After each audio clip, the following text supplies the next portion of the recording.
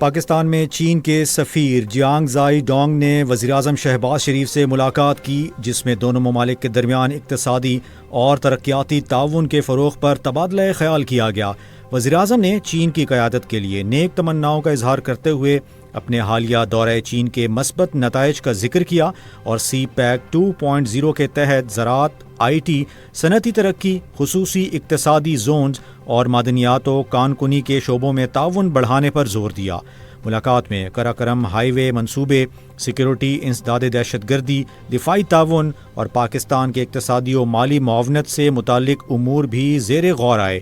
چینی سفیر نے وزیراعظم کو کامیاب دورہ چین پر مبارکباد دی اور چین کی جانب سے پاکستان کے ساتھ ہر شعبے میں تعاون مزید مضبوط بنانے کے عزم کا اعادہ کیا۔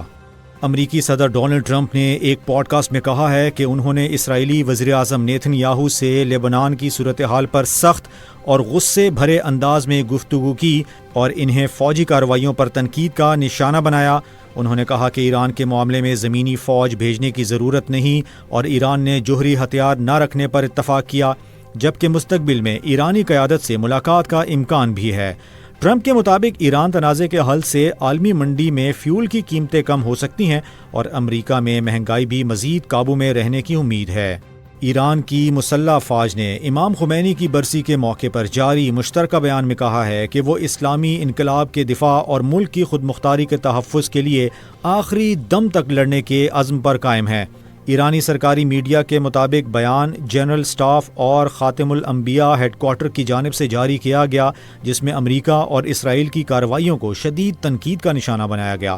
بیان میں دعویٰ کیا گیا ہے کہ مختلف حملوں میں جانی نقصان ہوا ہے، جنہیں ایران نے امریکہ اور اسرائیل کی جارحیت قرار دیا۔ ایرانی فوجی قیادت نے کہا ہے کہ ایران کسی بھی دباؤ یا دھمکی کے سامنے پیچھے نہیں ہٹے گا اور قومی اتحاد پر زور دیا گیا۔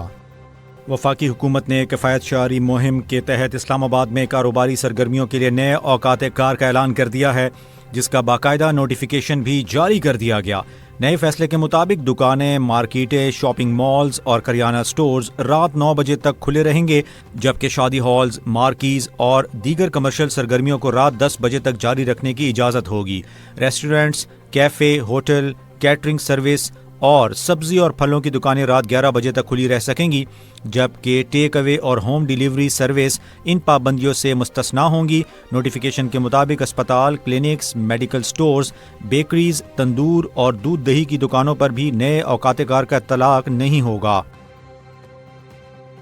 ایرانی پسداران انقلاب نے دعویٰ کیا ہے کہ ابنائے ہرمز کے قریب ایرانی آئل ٹینکرز اور کشم جزیرے پر حملوں کے جواب میں ایران نے امریکی مفادات سے وابستہ اہداف کو میزائلوں اور ڈرون سے نشانہ بنایا۔ پسداران انقلاب نے امریکہ کو خبردار کرتے ہوئے کہا ہے کہ ایرانی مفادات پر کسی بھی حملے کا پہلے سے زیادہ سخت جواب دیا جائے گا اور ابنائے ہرمز کے امن کو متاثر کرنے کی کوششوں کی بھاری قیمت چکانا پڑے گی۔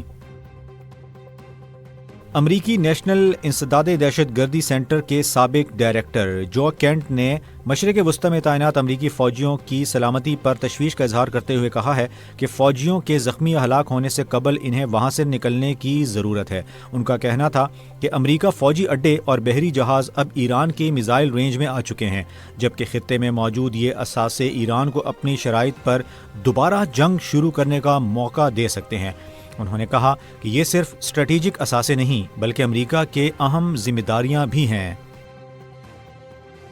مشرق وسطی کی کشیدہ صورتحال اور سپلائی سے متعلق بڑھتے ہوئے خدشات کے باعث عالمی منڈی میں خام تیل کی قیمتوں میں ایک بار پھر تیزی کا رجحان دیکھا جا رہا ہے۔ بین الاقوامی تجارتی اعداد و شمار کے مطابق برنیٹ خام تیل کی قیمت میں لگ بھگ 1% کا اضافہ ریکارڈ کیا گیا، جس کے بعد اس کا بہاؤ بڑھ کر $97 فی بیرل کی سطح پر پہنچ گیا۔ اسی طرح امریکی مارکیٹ میں WTI خام تیل کی قیمت میں نمایاں اضافے کے ساتھ $95 فی بیرل تک جا پہنچی ہے، جبکہ UAE مربن کی قیمت $96 فی بیرل ہو گئی۔ معاشی ماہرین کا کہنا ہے کہ ایران اور امریکہ کے درمیان جاری حالیہ سیاسی اتار چڑھاؤ، عالمی طلب میں اچانک اضافے اور سپلائی چین متاثر ہونے کے اندیشوں نے تیل کی قیمتوں کو اس نہج پر پہنچایا ہے۔